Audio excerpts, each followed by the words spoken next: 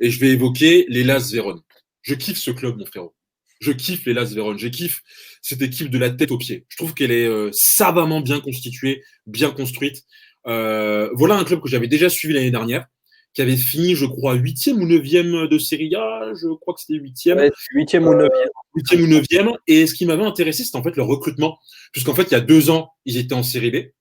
Ils avaient donc connu la promotion la saison dernière. Et en gros, quand tu regardais leur équipe, tu avais à peu près la moitié qui est arrivée sous forme de prêt. À part Miguel Veloso, leur meneur portugais, l'ancien international.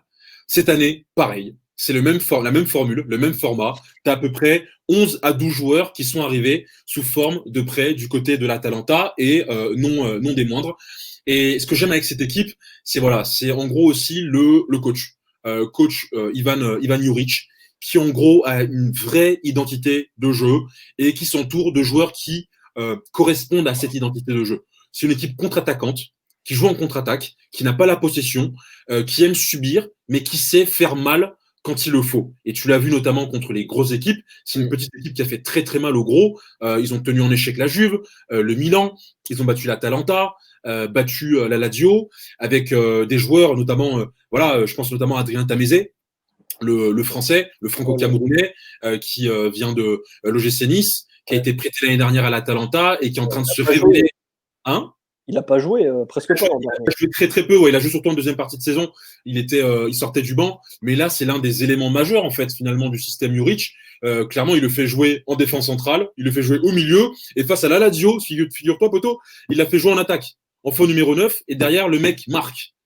Il marque en faux numéro 9. Donc je trouve que c'est vraiment une belle équipe et qui montre encore une fois que tu n'as pas besoin de beaucoup d'argent, de tout l'or du monde pour bien recruter. Tu as besoin d'avoir un bon département de recrutement, d'avoir des bons scouts d'observation. Et je peux te dire que tu peux faire l'affaire. Regarde ce qu'ils font aujourd'hui en Serie A. Il y a 2 ans, ils étaient en Série B. Aujourd'hui, ils tiennent tête au plus gros du calcio. Bravo à l'Hellas Vérone et à coach Juric. Alex. Ouais, et puis faut déjà remettre en perspective ce que fait l'Hellas, parce que c'est une équipe, on le sait très bien, qui sur la dernière décennie et même peut-être un peu plus, est tout le temps habituée à faire le yo-yo. C'est toujours, tu sais, il terminait premier ou deuxième de Série B, il remontait en Série A et il finissait dernier ou avant-dernier. Mais c'était même pas une équipe qui se battait jusqu'au bout pour son maintien, c'était une équipe qui était déjà reléguée à 5-6 journées de la fin. Ouais. Enfin, en tout cas, assez souvent. Donc, c'était toujours une déception. Et là, quand ils sont remontés, on s'attendait à peu près à la même chose, on va pas se mentir. Bien sûr. Tu vois, honnêtement, Juric, c'est un coach qui n'a pas prouvé grand-chose, en fait, jusqu'ici. Il a Juste interrompre, tu vois, Juric par exemple, c'est un coach, c'est un peu comme les Jean-Marc Furlan. C'est des mecs qui font des remontées. Il l'avait fait avec Crotone, Juric. À la tête de Crotone, il avait permis à ce club d'être pour la première fois en Serie A. Mais c'est vrai qu'en Serie A, il n'avait jamais fait grand-chose en fait. À part coacher notamment le Genoa, mais il n'a pas laissé de grandes marques. Ouais, non, mais c'est ça. Et puis là, il arrive avec son 3-5-2, avec des joueurs où il y a pas de stars, puis notamment en attaque, tu vois. Je me souviens, il y avait Pazzini. Oui. Qui plantait toujours un but important. Donc, non, c'est vraiment travail à saluer. Et puis, c'est ça, quand on n'a pas d'argent, au moins, on a des idées, quoi. C'est un travail précis, méticuleux, et qui porte ses fruits face au gros. Donc, c'est vraiment une équipe. En gros, c'est ça. C'est une équipe qui peut pas viser le très, très haut de tableau, parce que, quand même, à un moment, tu vois la valeur des joueurs, tu vois qu'ils peuvent pas faire plus. Mais c'est déjà de base des joueurs qui se dépassent, donc qui dépassent leurs conditions, et qui, pourquoi pas, pourraient rêver, je sais pas, d'une 6e place, bien sûr. d'un dernier spot européen, pourquoi pas. Voilà, une place qui, en temps normal, irait plutôt au Torino ou à ce genre d'équipe. Ouais, pourquoi pas. Tu parlais tout à l'heure d'ailleurs des joueurs qui étaient présents la saison dernière. Ils ont quand même perdu de très très bons joueurs. Tu parles de Padini qui a pris sa retraite d'ailleurs. Padini a pris sa retraite il y a quelques mois, mais il y avait Kumbula, et donc qui a rejoint la S Rome.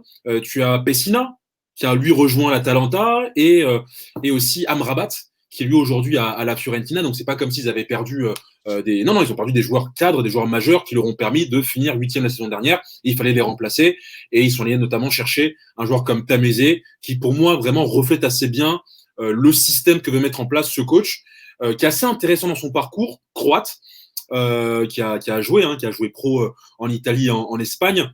qui a connu quelques sélections avec la sélection dalmate de Croatie et qui a été pendant longtemps l'adjoint de Gianpiero Gasperini. Oui, Et oui, oui. notamment, du côté du Genoa, il considère Gianpiero Gasperini, le coach de l'Atalanta, comme son mentor, en fait, c'est ça. Et alors, ça se ressent pas forcément dans le jeu de l'Hellas Vérone, mais on voit au moins qu'il y a une cohérence. C'est-à-dire qu'il ne joue pas contre nature. C'est pas ce genre de coach qui va jouer avec une équipe qui aime avoir la balle. Il va jouer avec elle comme si, enfin, c'est pas ce genre de coach, pardon, qui va jouer contre nature. En gros, il a des joueurs contre-attaquants. Il va jouer de la contre-attaque. Voilà. Et c'est des coachs comme ça que moi j'apprécie parce que souvent on a affaire à des coachs qui, voilà, comme je l'ai dit, sont un contre-nature. Ils ont une équipe pour faire de la possession, mais ils vont laisser la balle à l'adversaire. Lui, voilà, il joue sur ses forces avec des joueurs aussi qui sont pas forcément de renommée. Hein. Y a le Di Carmino, il y a Barak, il y a Zaccagni devant. C'est pas des joueurs que tu entendras tous les Barak, week-ends. l'ancien Loudinez, et donc vraiment Ouais. des mecs random. Tu vois, on a tendance à dire. C'est ça, ouais. Donc c'est vraiment très intéressant. La ressemblance, on va dire, avec Gasperini, c'est peut-être juste le système, quoi. Et peut-être que Ouais, dans une autre équipe, tu vois, là aussi, il serait en 3-5-2, mais il aurait d'autres joueurs qui lui permettraient justement de se rapprocher de Gasperini. Peut-être. peut-être, Ouais. ouais. Ouais, c'est ça, peut-être. En plus, ce qui est intéressant dans son 3-5-2, c'est typiquement le 3-5-2 de Gasperini, tu vois, avec un attaquant de pointe et avec deux ailiers axiaux, entre guillemets, tu vois, deux joueurs capables de jouer sur les côtés, plus ou moins, mais qui aiment souvent jouer dans l'axe, un peu comme Papou Gomez et Ilicic. Et tu le retrouves avec Zaccagni et notamment Barak. Mais voilà, c'est un coach que j'apprécie, qui fait du bon boulot, avec pas grand-chose. Et c'est un pied de nez à tous ces coachs qui te disent, voilà, j'ai pas réussi ma saison parce que j'avais pas fait un gros mercato. Ouais, c'est ça, c'est trop facile. Voilà, mon gars.